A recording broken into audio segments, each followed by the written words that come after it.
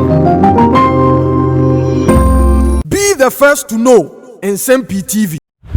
Yeah, bushia for your mama baba in Nsem-Pii TV. So aha na Nsem-Pii in common mienu bi ekoso ene November 18, 2025 within the rank and file of the New Patriotic Party and a delegates a Pesia de Bremo from the camp of Dr. Mahmoud Bawumia and a camp of Honorable Kennedy Agyapong. Oho na hit ni bebre na eya ebi free eba nti yetese atofompo pe ni akofa ni abono tofa ni de abremo na nipa a woka sei na nkrofo inspector class wo mo beten nka but heat no nearly 74 days to 31st January 2026 no heat no air build up enti ordinano atum yatese Mrs. Samira Bawumia enso ede no ho agim Dr. Matthew Poku Prempe enso ede no ho agim ono ne yakofa the first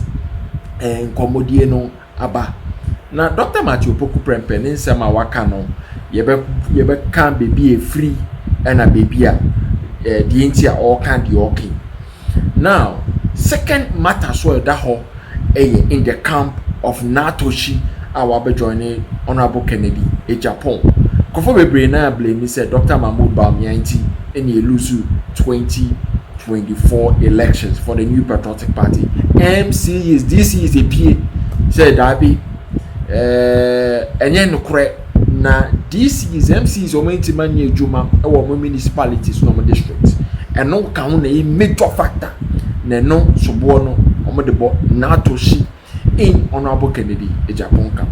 The inti obode bo NATO and I didn't hear almost ono no the major factor in the loss no omo and ombeka omase. But first yanko Dr. Matthew Poku Prempe ne some of the two dra Honorable Kennedy Agyapong a free north by okopie mu na nadu danko kufado region eastern region or ka say or north no kofo bebre say ni ideas the policies ye good nanso on free honti omontimi and supporting man ye ne yapa o se sadia and oba be kan niema bom from the south say south of also or catch them say monso mundi nechi against the north na ono so say omo de edi no ha ono so de bedi omo e was south na e ko focus in a tribal sentiment bi and I dey always ono so the point on always and say e ban say na because otimi di bechi because me free northern region na south there we ba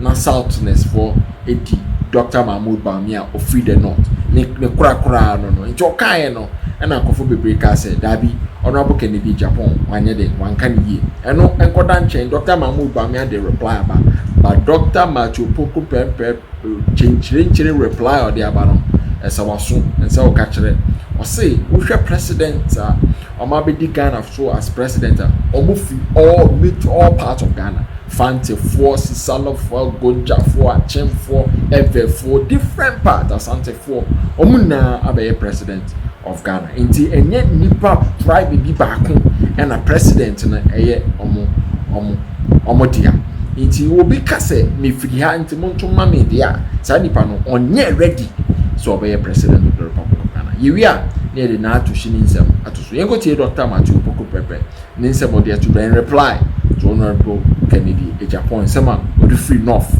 e bye. Second president announced. This is the first president of Ghana, no economy. The second president announced prime minister, no economy. The third president of the Republic of Ghana, no free, Sesala. The fourth president of Ghana, no Ghana. The fifth president of Ghana, no Asantini. The sixth president of Ghana, no Asantini. The seventh president of Ghana, no Ojedi.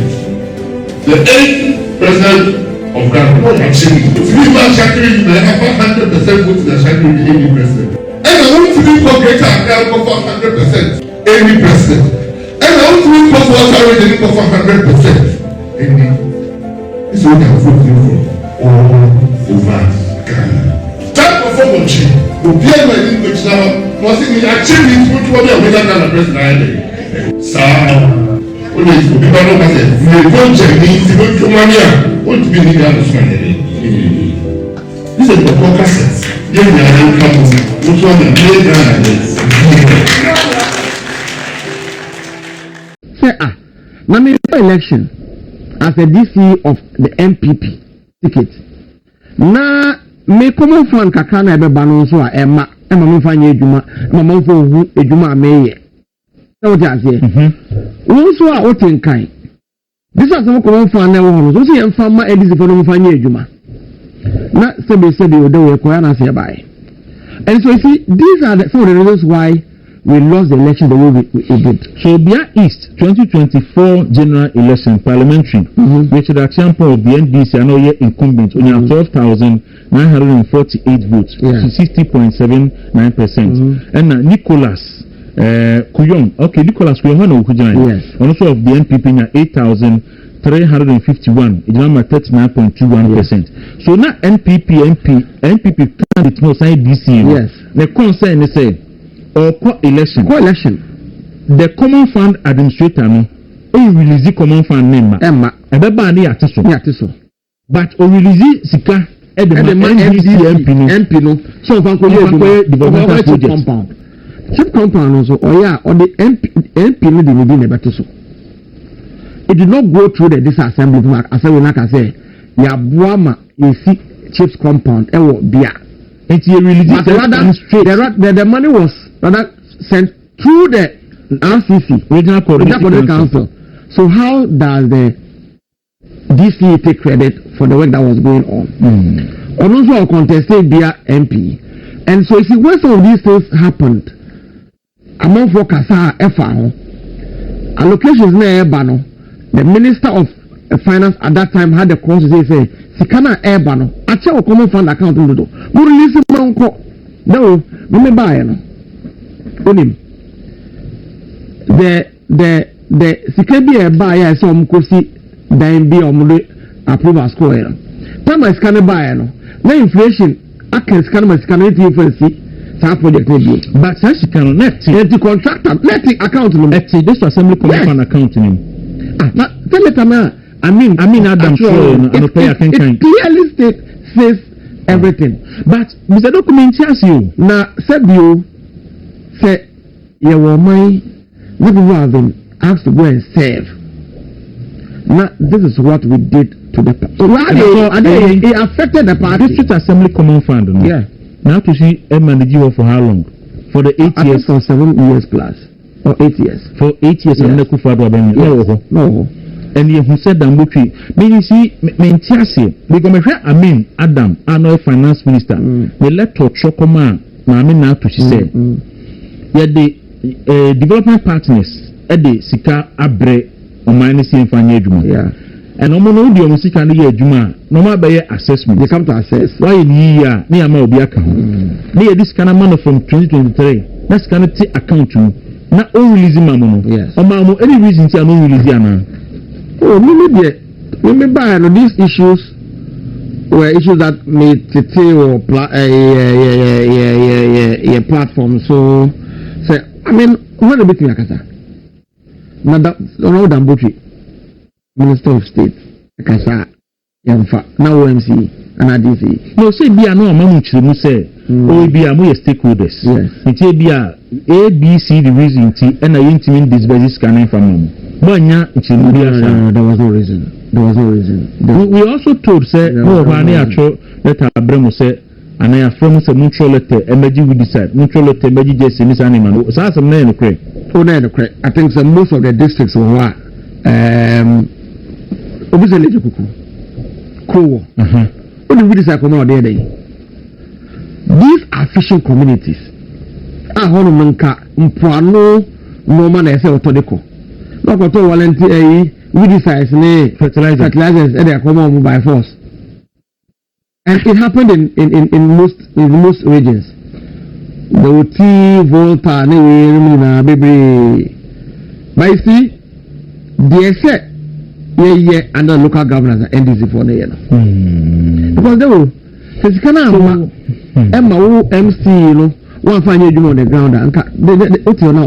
So Mr. Doku. so what to say obi to say honorable NATO si ese Dr. Bawumienti and he win 2024 election nti no omo na wo hu kame a free Bawumienti nti o frɛ nkofo so omo nso free Bawumienti omo ko support honorable Ken because Bawumienti win honorable Ken bita knowing what you know any name krata many wa from Sisiano how do you feel? Oh, there was a nipa media. What I was saying is, I mean, the party people should look at some of these things also and make a judgment as to Nsem-Pii or Kano, because you cannot treat the party. It gets to the core of the party, because you cannot the districts and municipalities it will inure to the benefit of the party and it inure to your chances of winning the 2024 election. Because development here because it's local. Sebi Sikana ma let's Sikana the top we decide. Sikana the top football jerseys. Sikana the top footballs. How does this develop your local economy? And you know, maybe I think we should just open our eyes and listen to what people are saying. These are people in their offices. Say, common fund administrator. Basically, local government say, Emma. There was a deep part allocation that's deep part 7 or so. There were another deep part 6. By 600,000. And this guy buy you, that was allocation. You want to say there be Sikani Atiso. I did say Atiso to 400, so basically we are 400,000. So then a bit in there. And then the buy quickly you see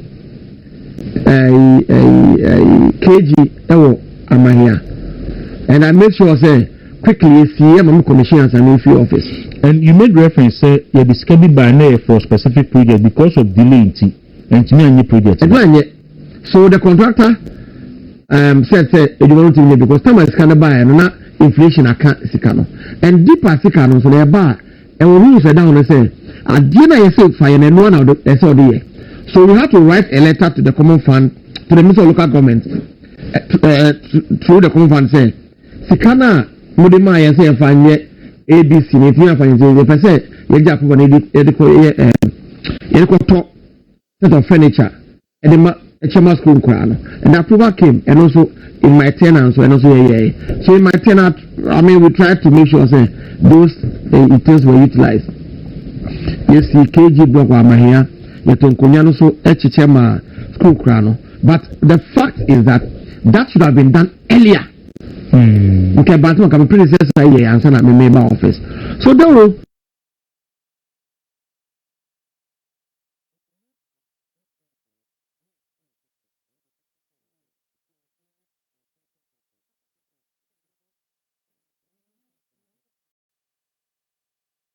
Emma, like so because of the crisis by ministers in Enna this assembly common fund and social secretary Emma you want about 350,000 some Emma now say we are assembling planka YGF revenues kakra as former MC for Denta so what to say near amount 300,000 a quarter now to say near release 8 million the amount previous 1 year a friend is saying only success now if you say then you beat me the 8 million Iowa Denta in this case in the 2 quarters or 18 million 18 million yes in the 2 quarters or 18 million 2 quarters yes in my 4 quarters I had 1.4 million that's 180 billion old cities yes and Abba municipality yes in 2 quarters in 6 months in 6 months no I time 1.4 million in 4 quarters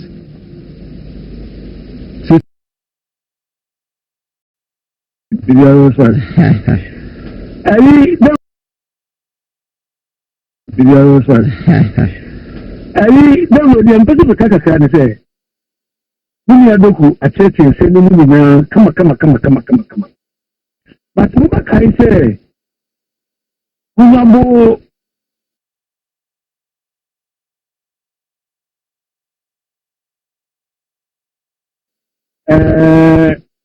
Minister for Local Government, Ekoka Assembly say local common fund administrator and disbursement or money. Some guys are the I make I no pekwa masakata no misumi wo ha. Okay. Now the other is say look I say Dr. Mahmoud Bawumia so can say 1 million per constituency. Look guys are the money. Yes, ye kai.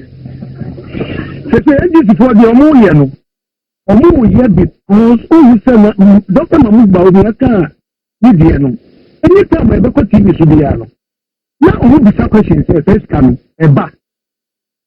Now you communicators no. We are prequel so akani de say oh if you abeye we am ayen if you abeye we am ayen in reality so you see you say nanka as a common fund administrator I hope and a face can as say if never nemo first coming na na honorable na to see and so any parliamentarians no because sign document bi a etfe omo per development or omo constituency meanwhile common fund e ba MP no ono ni percentage ewo a ye di ma no nti me die na me dey 241 no se bibi no MP ni so die wo mu na a district common fund na ya dane no MP's common fund nti MP no ba or the list tintin ba brew say ono ni common fund no di odi kwakoye nie most of times no so do no the chair school fees so do no the year BDB a why e wo ba bi kakra because me see dan me ye bibia municipality na constituency ni o mani ebe hu say MP aye adwuma there's no way mo kai say ye ko see judges bi dan wo Asante region mo kai yes appeal court judge from that's can you even e ko see here we want no na ke say yeah me esan commune edition commune omuna efete first kan ko for mo so na ko mo fi sa da no na ka ehye municipality no ene nyam na so yeni e ba ye no mi do ko asan wo kan no nde so ba en so ba 2024 to 2023 oye ketchi onye ya ni ko do me so mu bio na se asa me ni ma ye 13 point something thousand na ye tititi wa no abanya ba ye 11 bi na comment ebaye na omompeni na do awodwe oma no hu e kan say government appointees or 30%. Ndio omompeni be 30% no oyiye no ya titi taxes ni na me na me 5,600 and something as a MC for the whole month. I see. The winner says canoa that's a war officer me and the people of the office no one nipa be 10-15 how me to attend eh omo ba be bisa MC bibi na sa ukwa musun kan na nipa ni bisa 500 na wunya mu 200 mawa obechaw o ti me attend wa mani bi ko ya dia enyedue MPs facing the same problem because when they were not doing anything. Adia Omo parliamentary candidates any now the same thing. And this is America that the BI issue. The trouble na MC or contesting. It is a or contesting with me because I boost any fertilizer near the manual. It's about almost about the manual. It is a and no man has omampani na do abere mu government appointees no ebi engineer amwa no se mi tire municipality Dr. Mahmoud Bawumia ene mo ye lusu ye no na we were not on grounds we were not there because the BNU o ye wo a sebi obi ani beje hu se eni si aye djuma so we say o quarter first quarter second quarter na you ma 300,000 Now MC and our bay the second quarter yaman 8 million. Surely obi o ti amasama sisi abe hu say nipa na ye competent sin. But me wa nya san na tie bi o sika na wanya sin o de ye adwuma. Okay, mo yen sha de bi omo first quarter ba second quarter ba. But omo nya start adwuma bi ya yi ni na ye ni omo dis kan ba ba sisi. Ye say e share wo hu. Rules ada ho say omo de be we but mo yen ni ya train. The point is that Sesikana Bar municipality will be a more juma. Maybe come by say, wow, we have 300,000. Any obia, Yaman obia 10 million, obia 18 million. So most of the movie is kind of a juma municipality. What do you mean, Juma? What do you mean, Yepe? And look at the can get an idea. Oh, the 350 Nana Medino. Now, the kitchen no more be brave, you not Kanaka 125. 125 within Tunisi, and Tunisi, Yani, obesity 8 million, not TTB and a cut 4 million cry. Obet me a 6 unit classroom. The 4 million, obet me a 2 unit class, a 6 unit classroom. And the other one is said, oh no, I had to my family. Now, you know, the acquire any said, you move you over. Every time you have you're lucky kaka from the other ministries, you know. I mean, for the baby to say rose. And let me say, assembly, the young guy rose, you know. Then the Okonoko Labia, not a road minister. And the baby to not to woman over here. And no, I said, no, young say, oh, everything no way to man. Uko Adenta, when you are not to way. On the men can tell me, say, Omocommon Fund, and I say IGF, and Omodia rose, there be. And no, actually, Brian, I can't find this. My dear, I to me, why and then I can want them because there will be Dr. Mahmoud Baumian and Yama Lucia. Mimi Pese, Obiati, I say, Dr. Mahmoud Baumia, 1 year she. If I say, okay, I say, $1 million constituency piano. And you did buy a give the Eduma. Then we only company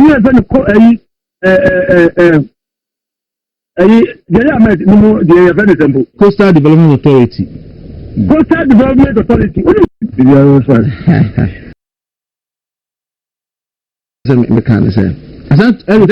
This beer MP or contested an MPP candidate who was the DC. Who was the DC for Beer East? Yes. Now DC now no. Said you even protested.